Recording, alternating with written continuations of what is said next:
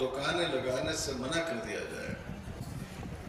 ممکن ہے کہ اسلام اور انصاف کے دشمن لوگوں کو ترغیب دے کہ یہ مسلمان ہیں، یہ ملے ہیں، ان کے دکان، مگر میں کچھ کر نہیں سکتا تھا۔ حضرت فاطمہ رضی اللہ تعالیٰ عنہ کو خبر دی گئی، وہ تشریف لائی، انہوں نے حضور صلی اللہ علیہ وسلم کی پشت مبارک سے اوجھ ہٹائی، اونٹ کی اور صفائی کی۔ آج اگر کسی مسلمان کی موب لنچنگ ہو، اس کو اس منظر کو اپنے ذہن میں تازہ کرنا چاہیے۔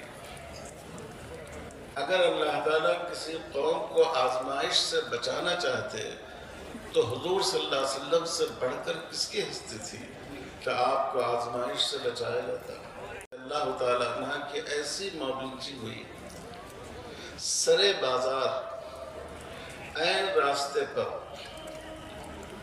اس شقاوت کے ساتھ ان کو شہید کیا گیا کہ ان کی دونوں ٹانگیں دو اونٹنیوں سے باندھ کر ہٹا دی گئی۔ اور صحابہ کے واقعات ہیں۔ اللہ تعالیٰ نے ارشاد فرمایا کہ مسلمان ہونے کا مطلب یہ نہیں سمجھو کہ تمہارے لیے مخمل کی سیج بچھے گی، پھولوں کا بستر بچھایا جائے گا، تم مشقتوں اور تکلیفوں سے گزرے بغیر آخرت کی نعمتوں کو حاصل کر لو گے۔ علماء، جوانوں، بھائیوں اور بہنوں، آپ نے اتنے مفید خطابات سنے ہیں، ایسے بھی جو آپ کے اندر اور آپ کے رگوں میں دینی حرارت پیدا کر دیں، اور ایسے بھی جو آپ کے دل و دماغ کی غذا بنے کہ اب کہنے کی کوئی بات نہیں رہی۔ میں نے حضرت مولانا عمرین صاحب سے درخواست کی تھی کہ میں 2-3 منٹ کچھ عرض کروں، اور دعا کرنا سب سے زیادہ اہم عمل بھی ہے اور آسان عمل بھی ہے، اس کے ذریعے اپنا کام پورا کر لوں۔ لیکن مولانا نے فرمایا کہ تم کو بھی 2-4 منٹ کہنا ہے۔ میں اس موقع سے صرف 2 باتیں آپ سے عرض کر رہا ہوں۔ آپ بتائیے کہ پوری انسانیت میں اللہ کے نزدیک سب سے زیادہ محبوب ذات کون سی تھی؟ بتائیے۔ ہمارے آقا اور مولا جناب محمد رسول اللہ صلی اللہ علیہ وسلم کی تھی، آپ سب کو اس کا اقرار ہے۔ لیکن اس کے باوجود حضور صلی اللہ علیہ وسلم اپنی زندگی میں آزمائشوں سے گزرے یا نہیں گزرے؟ آج موب لنچنگ ہوتی ہے مسلمانوں کی، حضور صلی اللہ علیہ وسلم کی بھی موب لنچنگ کی کوشش کی گئی۔ اس زمانے میں اس کے لیے لوگوں کی گردن میں جس کو قتل کرنا ہو، پھانسی دینا ہو، اونٹ کی اوجھ ڈال کر، اور اس کا جو وزنی حصہ ہوتا تھا اس کو پیٹھ کی طرف رکھ دیتے تھے، وہ کھڑا ہوتا، گلے میں پھانس لگ جاتی، موت ہو جاتی۔ رسول اقدس صلی اللہ علیہ وسلم صحن کعبہ میں اپنے رب کی بارگاہ میں سجدہ ریز ہیں۔ اس حالت میں اسلام کے دشمنوں نے آپ کی گلے اور آپ کی پشت مبارک پر اونٹ کی اوجھ رکھ دی۔ مسلمان اس وقت اتنی کمزور حالت میں تھے، مسلمان تھے ہی اکا دکا، لیکن ایک صحابی حضرت عبداللہ ابن مسعود رضی اللہ، ملت کے قائدین، جگر پارے اور نہ پارے،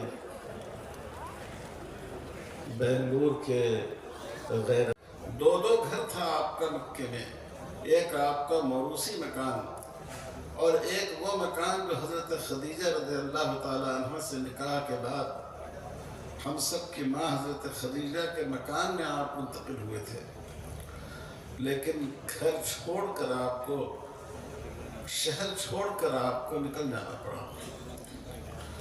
میں یہ اس لیے سنا رہا ہوں کہ ہمیں یہ یاد رکھنا چاہیے کہ اللہ کے سے گزرنا پڑے، ہم اپنے آپ کو اس کے لیے تیار رکھیں۔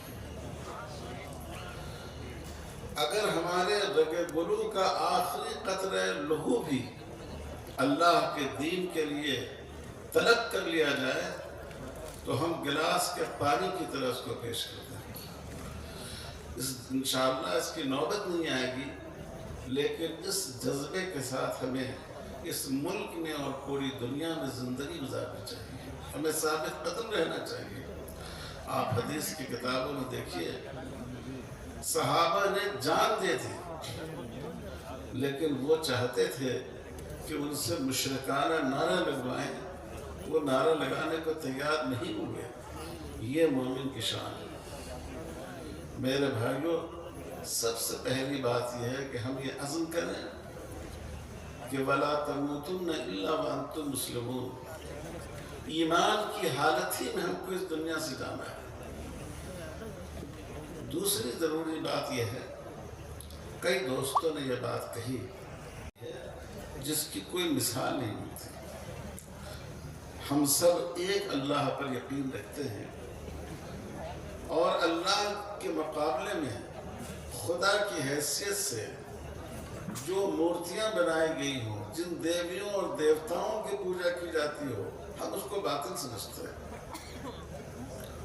لیکن اس کے باوجود قرآن مجید نے تعلیم دی کہ تمہارے دوسرے بھائی، تمہارے سماج کے دوسرے لوگ جن باطل خداؤں کی، دیویوں اور دیوتاؤں کی مورتیوں کی پوجا کرتے ہو، تم ان کو برا بھلا نہ کرو۔ آپ سوچئے اس سے بڑی رواداری کیا ہو سکتی ہے؟ ہمارے لیے یہ حکم ایک سیاست اور مصلحت کا حکم نہیں ہے، یہ ہمارے لیے دین و شریعت کا حکم ہے۔ اس لیے ہم برادران وطن سے کہنا چاہتے ہیں، مسلمانوں نے اس کا اتنا لحاظ رکھا، اس ملک میں کم و بیش 1200 سال بلکہ تقریباً 1300-1400 سال ہو گئے، حضرت عمر رضی اللہ تعالیٰ عنہ کے دور میں مسلمان یہاں آ گئے تھے۔ کبھی مسلمانوں نے، ہمارے ہندو کسی معتبر مسلمان نے، کسی عالم دین نے ہمارے ہندو بھائیوں کے بھگوانوں کو اور ان کے دیویوں اور دیوتاؤں کو برا بھلا نہیں کہا، اور ان کے مذہبی مقدسات کو نقصان پہنچانے کی کوشش نہیں کی، ان کے مذہبی جذبات کا بھی لحاظ رکھا۔ حضور صلی اللہ علیہ وسلم نے مسجد نبوی میں غیر مسلموں کو دعوت کی۔ قبیلہ بنو نجران کے لوگ عیسائی تھے، تقریباً 1 مہینہ وہ مسجد نبوی میں رہے۔